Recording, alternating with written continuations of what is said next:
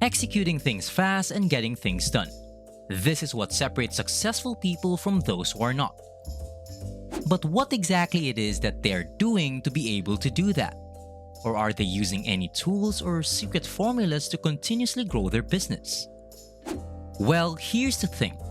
They're not always right, but when they're wrong, they do it the right way, and that's what we'll be talking about in today's video.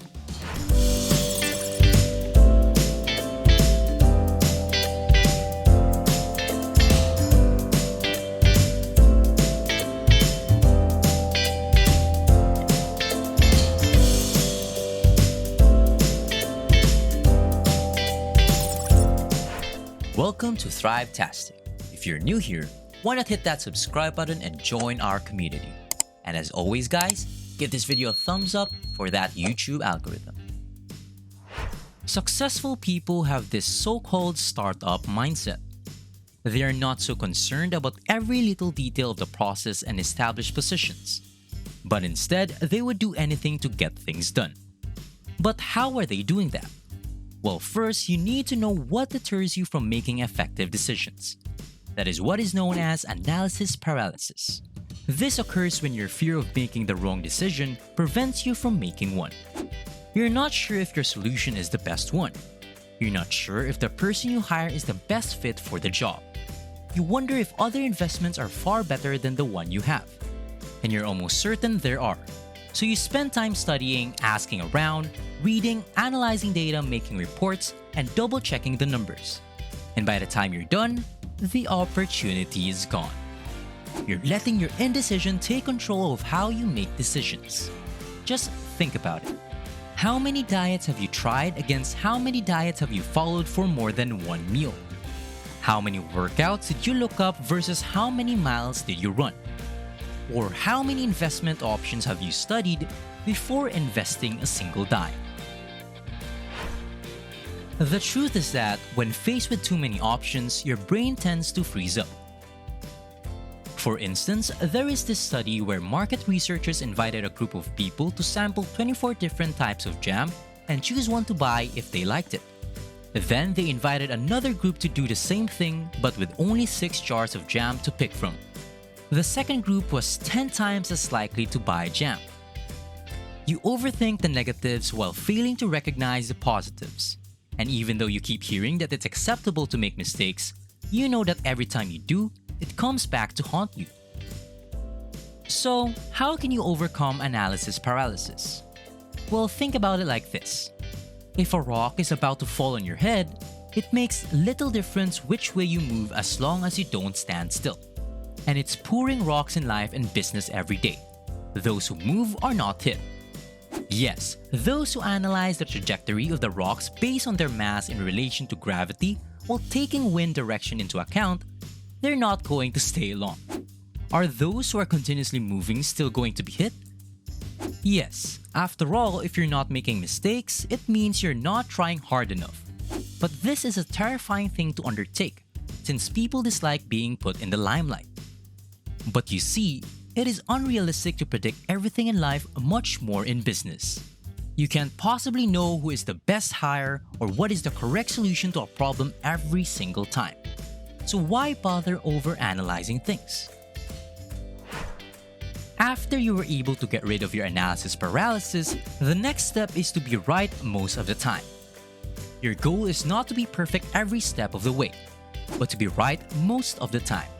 For instance, if you're a hiring manager, you can't always hire the correct person, but it is crucial that you must be right most of the time. If you're a CEO of a certain company, you can't possibly always have the correct solution to every single problem. But at least be right most of the time, maybe at least around 70% of the time. You're only going around in circles if you only get it right half the time. If you make a good turn followed by a terrible turn and keep doing it, you'll never go anywhere. You're moving too slowly if you're only right 60% of the time. You put in too much effort for too little progress. You will only start seeing results when you're right at least 70% of the time. This is also why successful people are okay with being wrong sometimes. They know that good calls will eventually outweigh the bad ones. Let's take investing for example. Successful investors make a lot of different investments. Let's say around 10. They don't expect all of the 10 investments to be successful. They expect 7 to fail, 2 that will do just fine, and 1 that will be a massive success. To do this, you need to have a good decision matrix.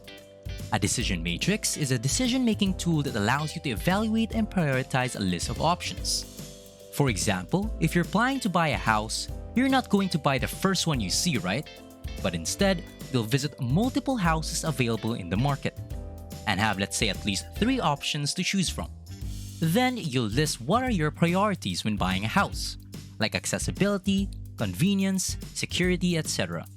You will then grade your 3 options by your priorities and choose the one with the highest score. By doing this, you reduce the possibility of you making the wrong decision, and that's how you get it right most of the time. So, to effectively incorporate this into your life, you need to adapt the startup mentality. When you think about it, your life is very similar to that of a startup. You have a few resources and a big dream. It is not possible to employ someone to live your life for you. If you want to make your dream a reality, you must accept that you are the CEO of your own life and adopt a startup mindset. Good startup entrepreneurs excel at 2 things. They're continuously moving and are right 70% of the time. When you accept your new title of CEO, you become extremely busy. First, as said at the start of this video, you remove the analysis paralysis. You do this by being comfortable with making quick and easy decisions on the spot and subsequently progressing to more important ones. People take about 30 minutes to decide what food they want to order. In your lifetime, you consume an average of 89,790 meals.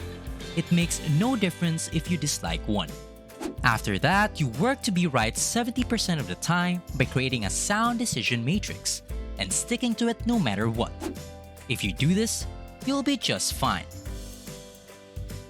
Before we wrap up today's video, please let me know your thoughts on today's topic by leaving a comment in the comment section down below. And now we're giving you some extras for sticking with us until the end. The only time being wrong is a negative thing is when you can't undo it.